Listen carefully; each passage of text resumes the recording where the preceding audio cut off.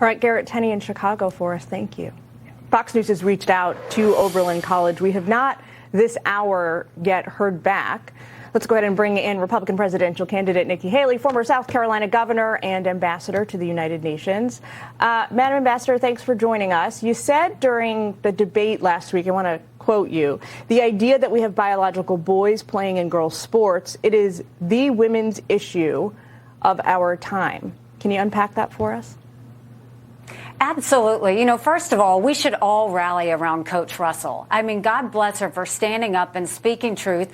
And it says, just because Oberlin College officials were pushing down on her, they are in the minority, because we know, and I will always fight for the fact that strong girls become strong women become strong leaders. That does not happen when you put biological boys in women's locker rooms. That does not happen when you take a biological boy and have him compete against women in sports. It's an unfair situation, and our women deserve better than that. And so I will continue to say that you can have the loud minority all you want, but at the end of the day, this is about our girls, and we have to fight for them. If we don't fight for them, no one else will. And I'm right with Coach Russell in saying, you keep saying what you're saying, shame on Oberlin College, and the rest of America needs to rally with her, because it's not just her. It's so many people around this country that they're trying to cancel over this. And at the end of the day, you cancel people like Coach Russell, you're canceling our girls, and we can never let that happen. I want to ask you about this.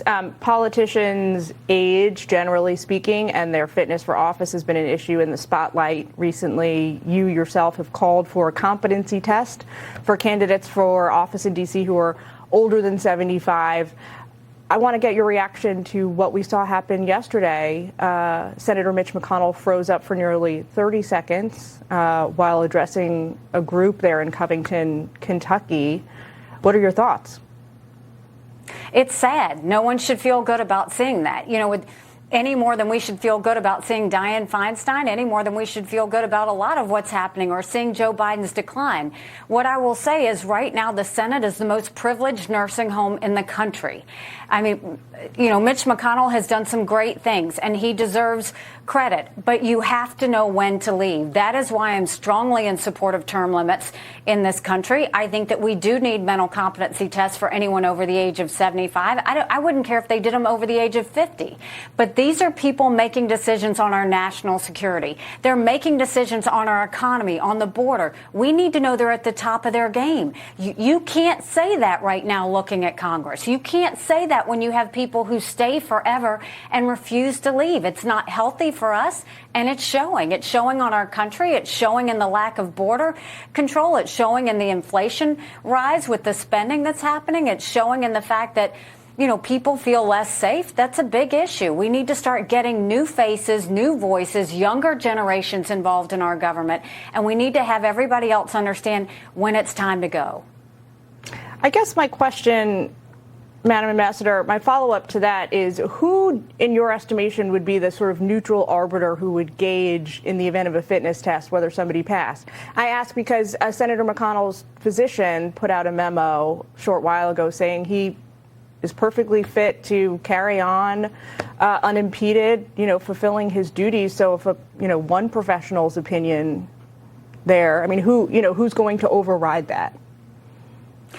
The way you would do it is just when anyone files for office to run, they would get a notice from their doctor of a mental competency test. That's different than a health test. A mental competency test is, is a series of questions like name what town you were born in, or, say 4 words that start with the same letter, or how many grandchildren do you have? Like there's multiple questions, and they would submit that mental competency test at the same time that they would file to run for office. It's not disqualifying, but what it is it's transparency for the voters so that when they make their decision, they have it and they know it. Just like we have to give financial disclosures when we run for office, just like we have to show, any sort of issues that need to be there, we should have to have a mental competency test test so that people know whether this person is fit. And I think it should be done for incumbents. I think it should be done for any newly people that are running for office. But we've got to do this. This is concerning. And I don't like seeing this happen to Mitch McConnell. I don't like seeing it happen to Dianne Feinstein. But the ones that are being hurt are the taxpayers. The ones that are being hurt are American people. And we need to make sure that these people know when to move on.